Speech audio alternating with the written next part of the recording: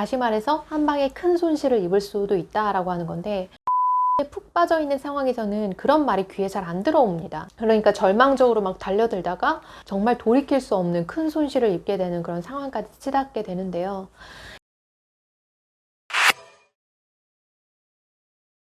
반갑습니다. 한지수입니다. 여러분들 혹시 엄청 무리해서 투자해보신 경험 있으신가요? 투자자라면 한 번쯤은 크고 작게 그런 무리한 투자의 경험이 있을 거라고 생각해요. 막 패기 넘칠 때 있잖아요. 투자 공부해서 시장을 막 다 부셔버릴 수 있을 것 같고요. 당장 퇴사할 수 있을 것 같고 그런 때가 있어요. 아마도 무리한 베팅을 단 한 번도 해본 적 없는 투자자가 더 찾기 어려울 수 있을 것 같은데요.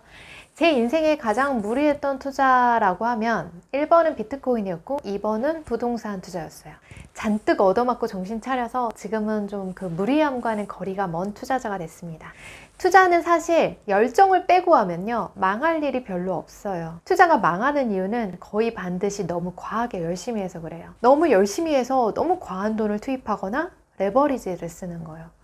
아니 그럼 투자를 열심히 하지 말라는 거야? 이렇게 화내면서 저한테 말씀하시는 분도 있었는데 진짜 그래요. 열정 1도 없어도 괜찮아요.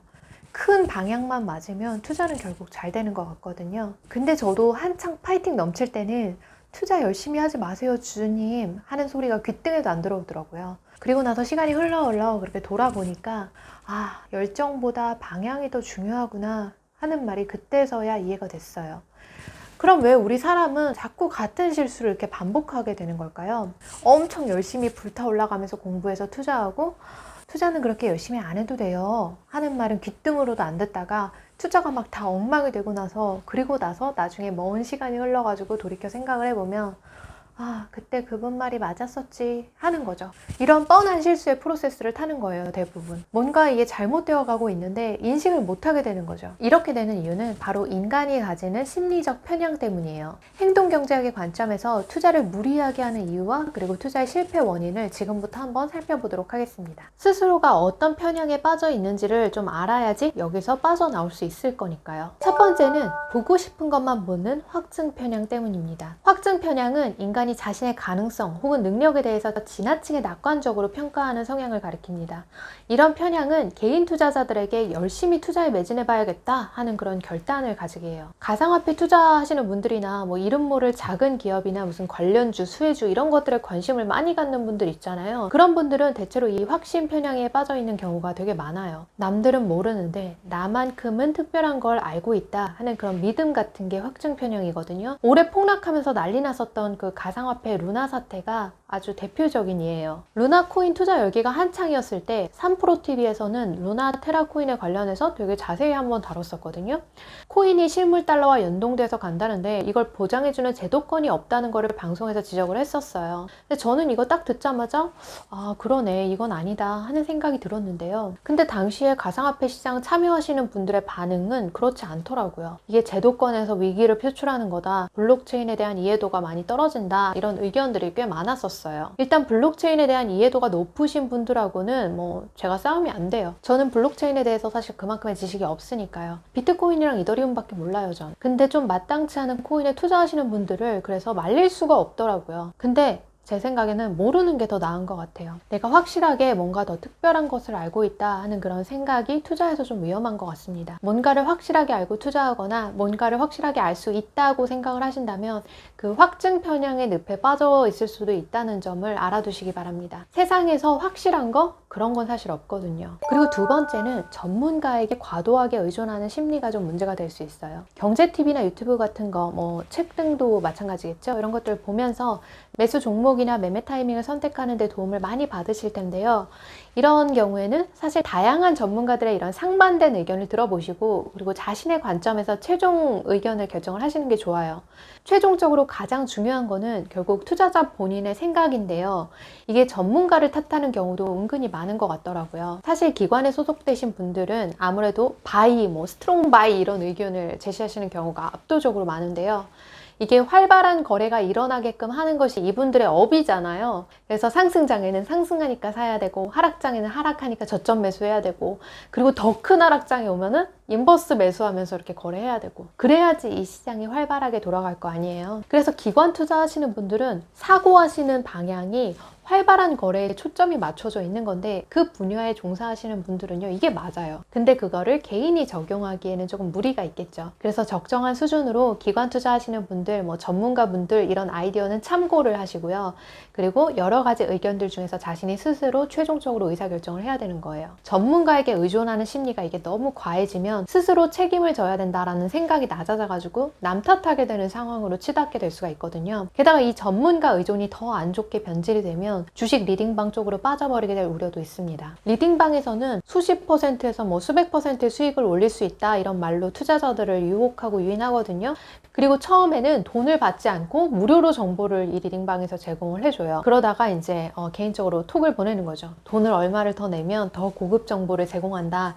이런 식으로 투자자를 꼬셔내는데요. 이 리딩방에 빠져서 뭐 수백만 원의 큰 손실을 보는 사례도 꽤 많은 것 같아요.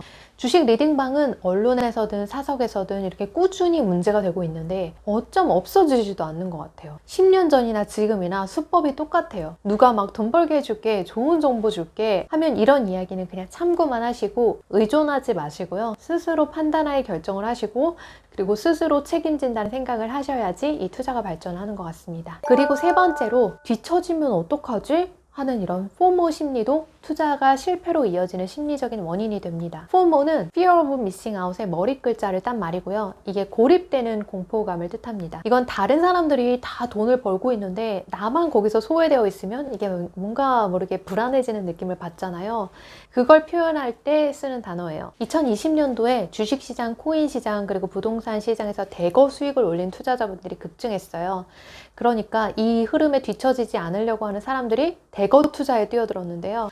이렇게 쫓기듯이 투자를 하면 문제가 있어요. 한 방에 큰 수익을 얻을 수 있는 투자에 너무 관심을 갖게 되거든요. 그래서 레버리지 투자, 뭐 잡코인 투자 이런 게 특히 인기를 끌었잖아요. NFT도 마찬가지였고요. 이렇게 한 방에 큰 수익을 얻었다는 거는 다시 말해서 한 방에 큰 손실을 입을 수도 있다라고 하는 건데 포모 심리에 푹 빠져 있는 상황에서는 그런 말이 귀에 잘 안 들어옵니다. 그러니까 절망적으로 막 달려들다가 정말 돌이킬 수 없는 큰 손실을 입게 되는 그런 상황까지 치닫게 되는데요.